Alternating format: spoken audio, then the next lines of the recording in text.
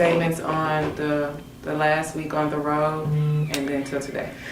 Yeah, the last week was a little bit rough. I think we just those days of travel, getting out there and laying around all day and, watching, Instagram and Twitter or whatever it's called now, X. And I feel like our team just was out of sync.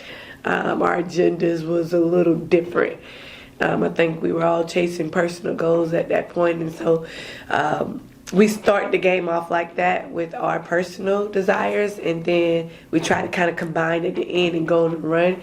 And it's really too late. Came down to a couple defensive stops versus Jackson State, and we didn't get those. I mean, we just closed out toes to toes. We opened up, trying to get blocks, trying to get tips, trying to get, hero plays instead of playing solid.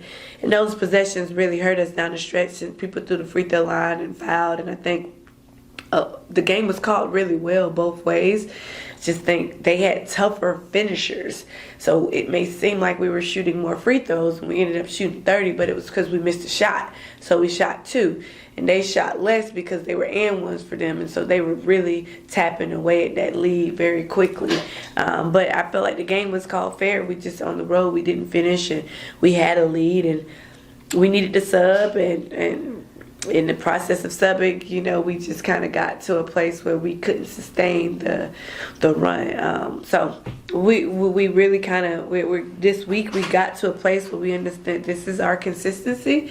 This is what we're going with. These are the people who've earned it. And we're going to stick these roles out. We're not going to go into games trying new things, not buying in. Like we're going to be here with solid. And I mean, this week, it's probably one of the best weeks for us team chemistry we've had with just talking and communicating. It's going to be so frustrating when we get out there tomorrow and we don't showcase this, because we've been great with figuring it out. We've really just shelled things so much, throughout the year. You're so specific with scouting and this playing. We just really shelled it and just let them play out of it and figure it out and talk. You don't know what's coming. And, figure it out, and communicate through it. And, we had no hiccups. Like we're talking at an elite level. We're communicating. We're sharing. We're helping each other out. We're talking better. We're not pointing fingers. And so hopefully that carries over. Do you like that mindset headed into not just the season finale, but going into the tournament time? Yeah, for sure. I think the one thing for coaches, I think here I'm a person, we have a huge rope.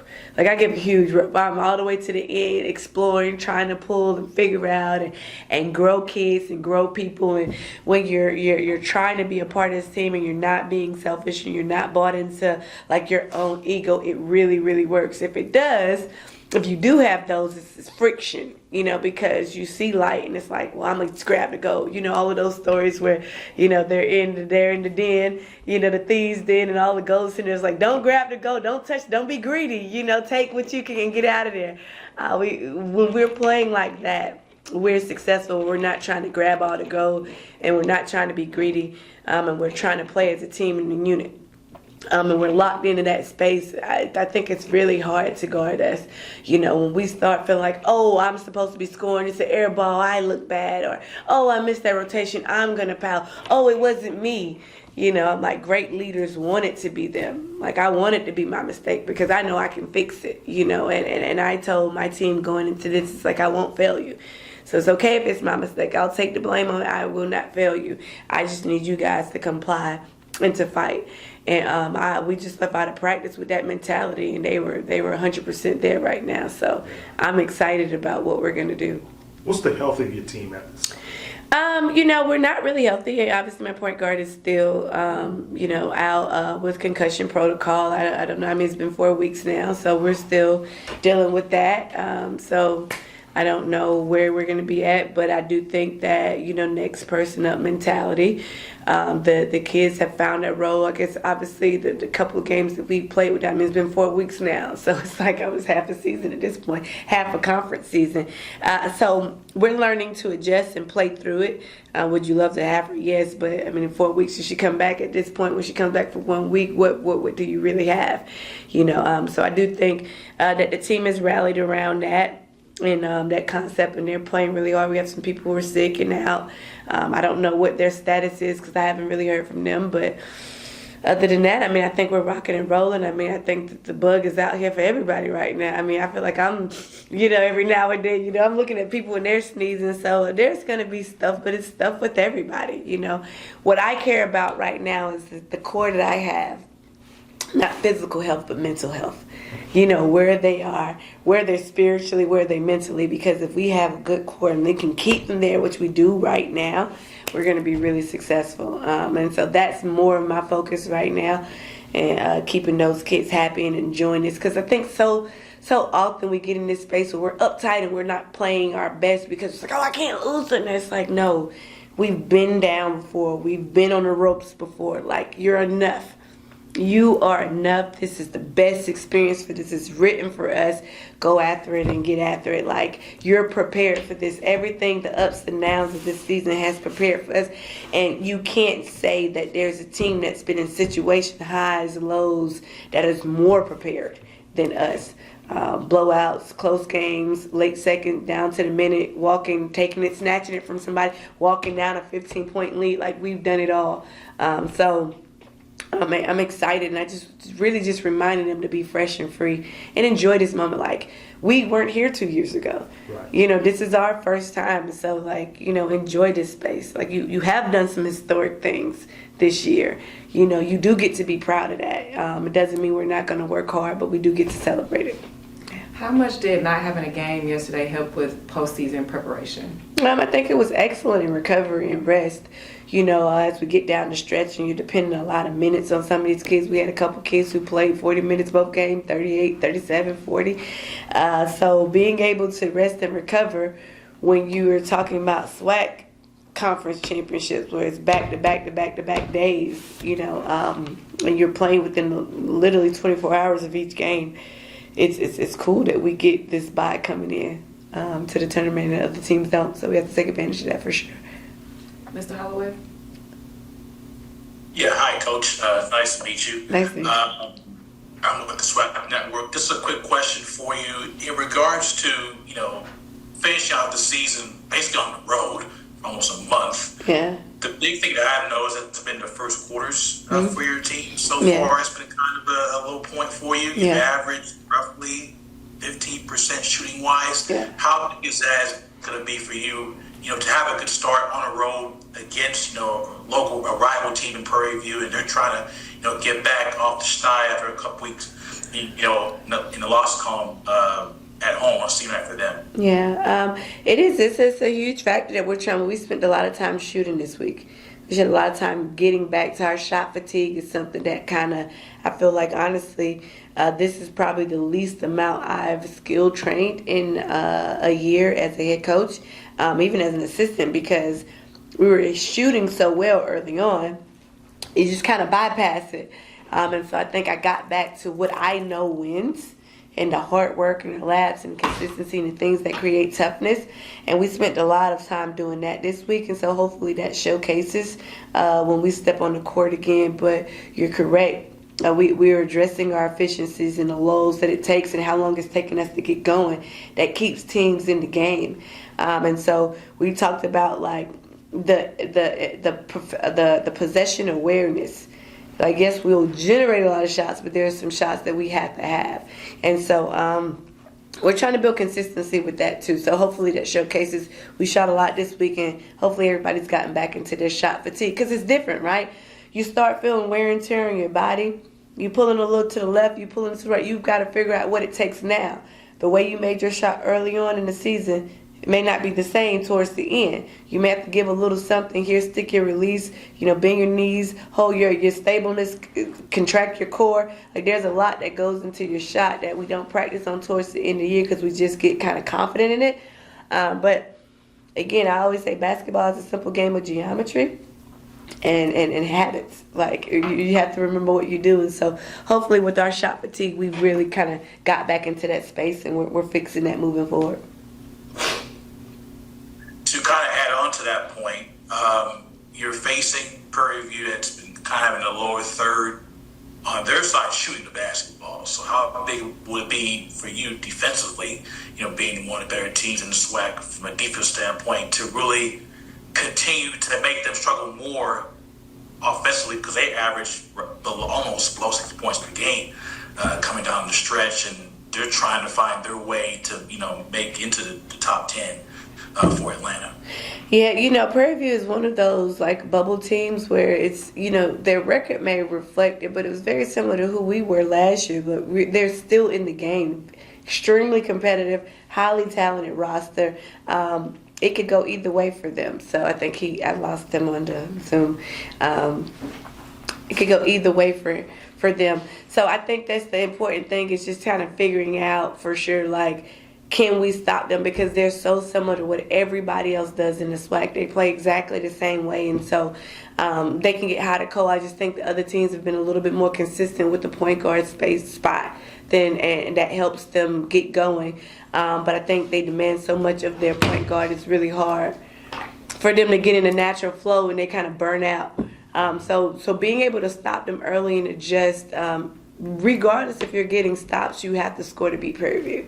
Yeah. So this is going to be good for us offensively and defensively, because Coach Pugh, 20 years to the date, I was actually playing against her when I won my SWAC championship versus her. So, I think she's just legendary, and she knows how to adjust late in the stretch. Yeah. Coach, you talked about letting young ladies be a little bit more free, the communication, but did you have to have some tough conversations getting to this point? Oh, extremely. There's gloves that you have to have around the perimeter, because when you open it up, you never know what you can get, and that's why you have to have a little bit of wisdom from God and some common sense and some knowledge and some patience, because you do want to get to the core of it and you want it to be authentic, but when you open it up, a lot can come out. And a lot of the kids that we get on this level now are basically people who didn't make it in other places. They're transferring here. So towards the end of the season, those same family members, those same friends, those same things that cause friction in other places, those same intrusive thoughts that sit with them, they show their face again. They don't hide. They don't say, oh, we messed it up one time, we're not going to come back. They come and they implode themselves again. And so you have to learn how to manage that while letting them grow and giving room to not suffocate the potential that's in them, but letting out some of that steam. And it's hard. And it's a space of God, because it's not me. I can't orchestrate that perfectly. I'm just human, but trying our best.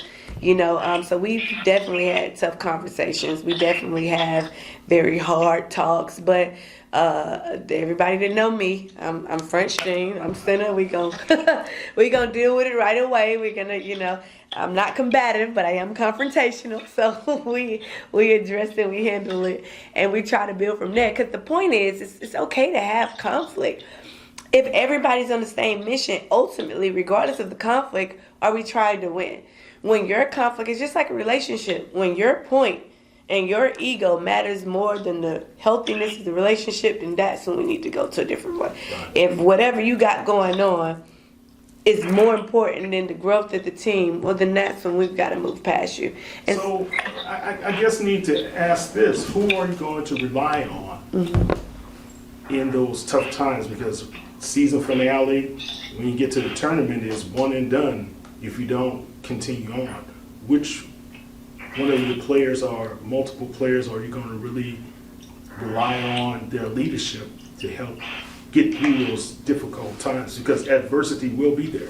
I think the difference for us is that the starters are the leaders of that game, like the whole starting five, because how they start is a detriment to how we play. So if you make it, and it may be different because it may require a difference based on the lineup, because all of the teams in the SWAC, they don't have traditional lineups, right? They don't play a traditional style of basketball, right? And we make do and we make shift. So I think it's more or less whoever the starting five is have to captain that day. But a lot of the off the court stuff, I'll be very honest with you, I haven't had to fix, because Coach Jay technically takes care of that for us, and just having the Holy Spirit inside of her and a gift to go to the players and recognize when something's off and like some man, she'll be like, Coach, you might need to check on so, you know what I mean? And so we've kind of played tag team, Miss Reed as well. Like we've just kind of figured out throughout the course, because they need to have those moments.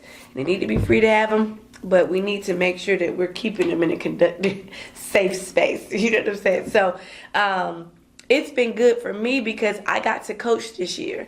I didn't have to be mom, counselor, coach, skill developer, and everything else. And so when they got to the game, my voice wasn't extenuated. Like it wasn't dragged out. They weren't tired of hearing my voice. I wasn't being undermined. We really had a staff this year that bought into what we were doing. So it made everything else, you know, and as we talked and as we communicated, we were always on the same page. Like we always viewed things the same way. So it's sincerely helping. Now I'm saying that, but y'all leave my staff alone because it took me a long time to get it off this way. No, I wish them well with any success. But truly, you know, I think people make the mistake all the time of recruiting, you know, the players because they think the players are it. And sometimes you need to figure out what caused it. It's something on the staff that created a change. And so I definitely think I have a staff full of young people who are going to be leaders, professionals, head coaches, and anything. And this, like, I mean, again, I have coaches who are 2 grad assistants, 1 undergraduate, and 1 assistant coach, and doing phenomenal things across the conference with veterans. I mean, going against veterans, legends that in their own right will have banners up in the SWAC and have held their own. And so extremely proud of that. And I think that I can't not mention that as a huge part.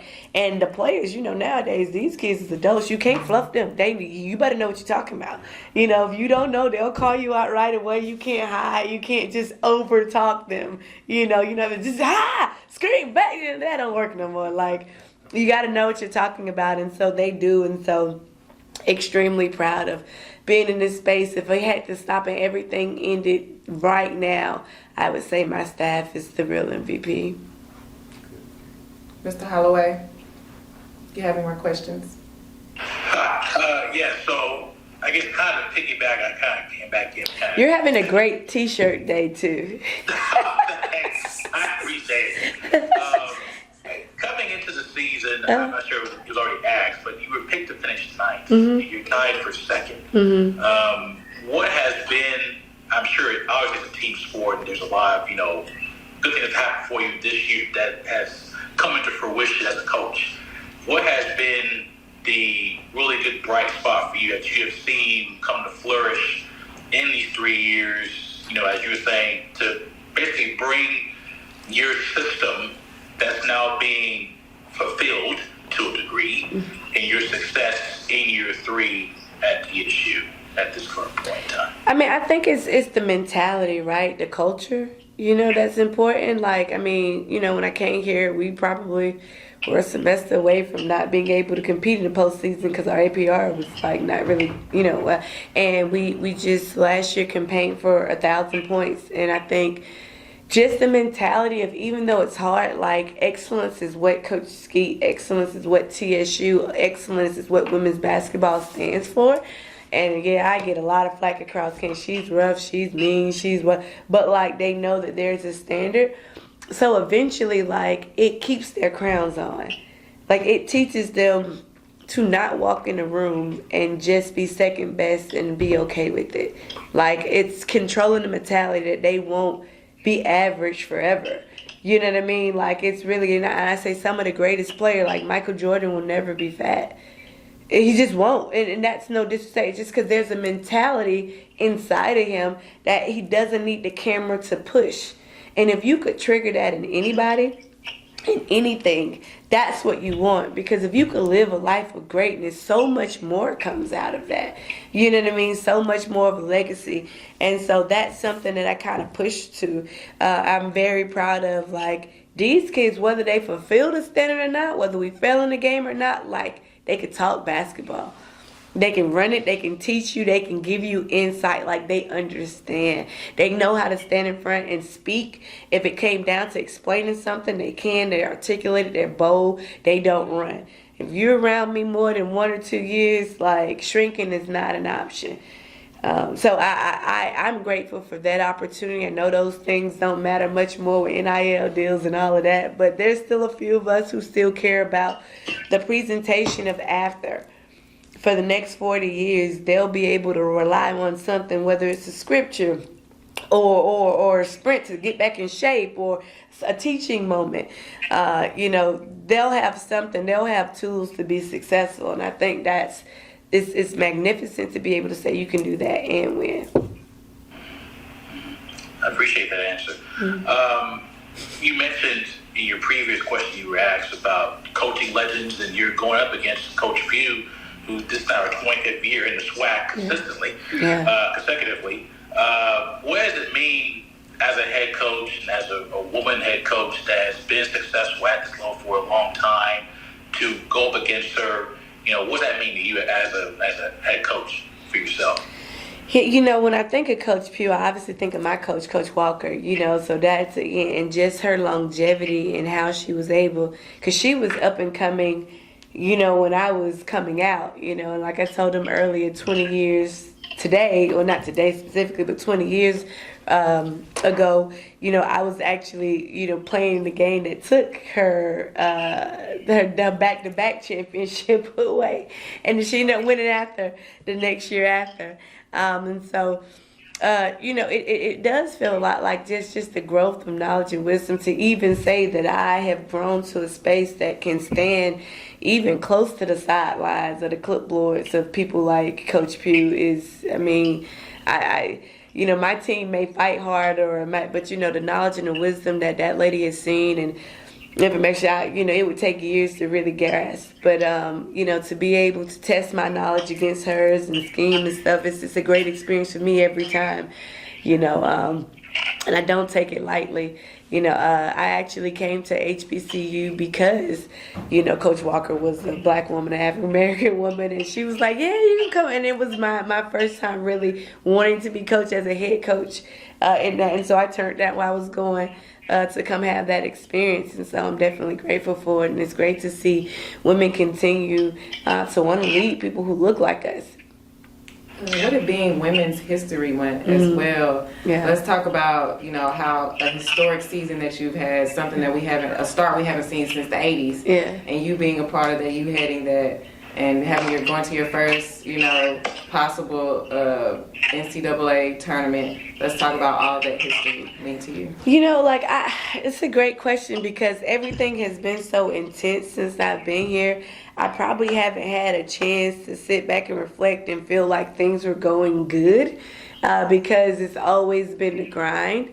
But, it is great. I know, I always say, Naomi has a song, she said, the story I'll tell, whatever story that is finished, I gave it everything. I gave it all I had, and so if that leads to banners and plaques on the walls and that's the point. I love that. I love being able to etch a place in history. But it really was just, I heard some of the law of appointed time. It's like it was just the timing of these kids wanting to be here too. This was just felt like it was our time, and I was just going through this space of not wanting to fail them because they really didn't want to win. And when you have kids who either really want to be pros or really want to be champions, or as a coach, your job is not to fail them because the heart is the thing that you can't coach, right? Like they have to, because they're playing the game. You can have the perfect defense, you can have the perfect drills, but they have to have the heart. It's nothing that you can do to establish that heart. And so when you finally have that as a component, you don't want to let the players down. So it's been great to be a part of this, for sure. Coach, a few weeks ago, Coach Tamika Reed told me she believes you have prepared for this moment. Wow. Think about that. How do you respond to that? Again, Coach Reed could be young. She may not be in the legendary status as, Coach Pugh, but such an influential person at this stage in our careers and what she's done here in the SWAC, for years, and what she's built at Jackson State. That's remarkable. For her to even, even mention that. I think we're a lot away from that. But, having Tamika Reed and grateful, like I didn't come into the league this year. Right, because a lot of people wouldn't understand that, like having to prepare against the Jackson State like that, who had pros who were going and playing at elite level. It did prepare me. It did prepare me, and so you're always grateful for that journey. Tamika Reed, who faced the LSU and took them right down to the wire, which inspired me to want to come back because I was at A&M at that point, and I remember watching that game, and I remember saying, "Yeah, I want to do that. Like that we can win that. Like let me come up with a scheme of like what we need to run at the end of the game for that, And so that is remarkable to say because she will be a legend when it's all said and done too.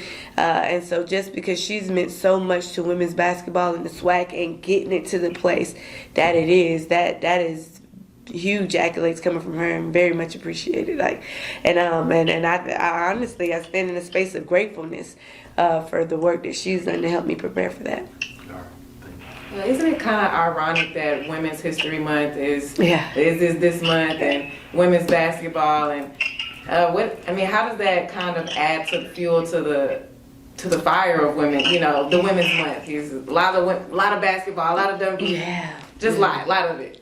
Well, I always said from the beginning of this year, I felt like we were birthing something, and it felt like labor pains. It felt like we were getting there, and I don't know what the end's going to be, but it felt like something was coming, and I knew we'd have something special. And again, you can't say it, so I knew it was going to be this special because that would be Cap, right?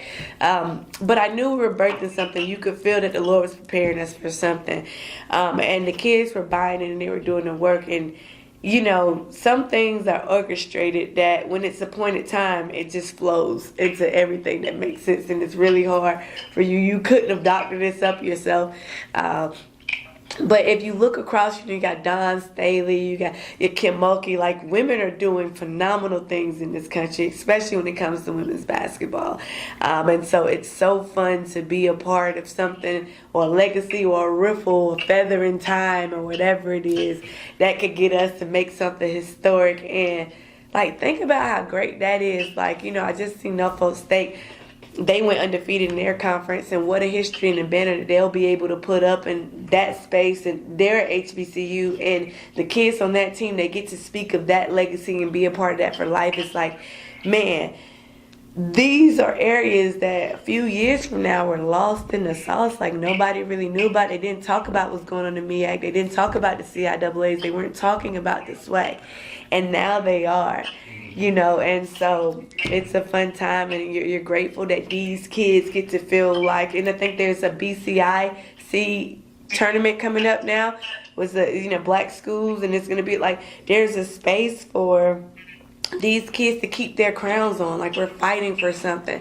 And I think ultimately that's the point, the mission, that they don't feel like they're just not being heard of and their stuff is being lost, but they get to be front center and people care and they pay attention and they're fighting for something still. It's amazing. Yeah, speaking on that, because Travis Williams, the founder of the HBCU All-Star Game, this year will include the women. Yes, heard about that. In San Antonio. Yeah. That's significant as well. Yes, it is. It is.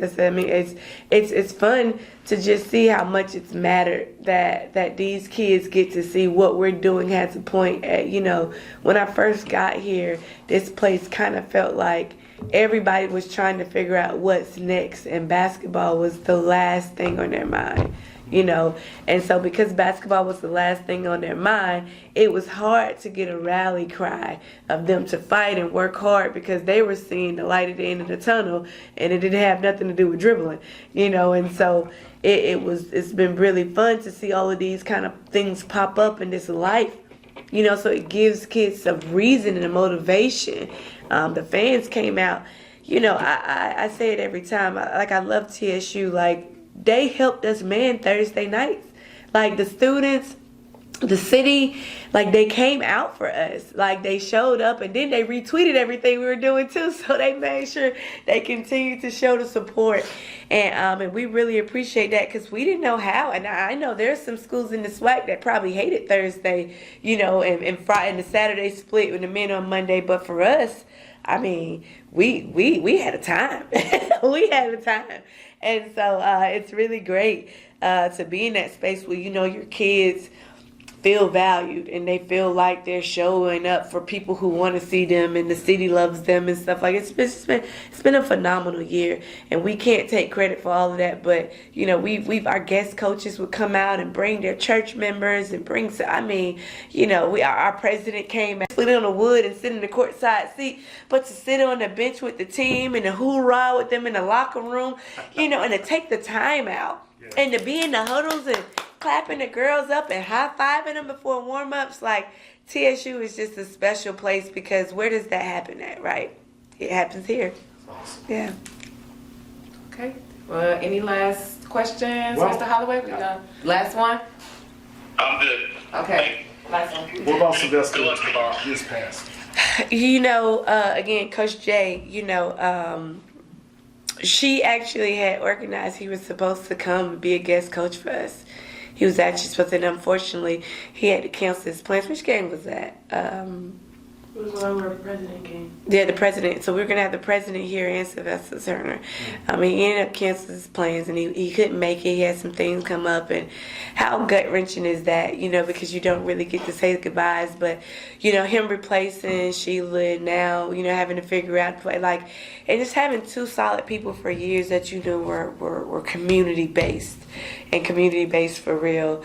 It's a huge loss, and I don't think that we really, as a community of Houstonians, understand how much of an impact and fight that we had up on that hill. Sure. And I just pray, and that we all need to be praying that whoever is replacing that spot has that same vigor for us. Rest in peace. Thank you. Yeah. Good luck, Coach. Thank you.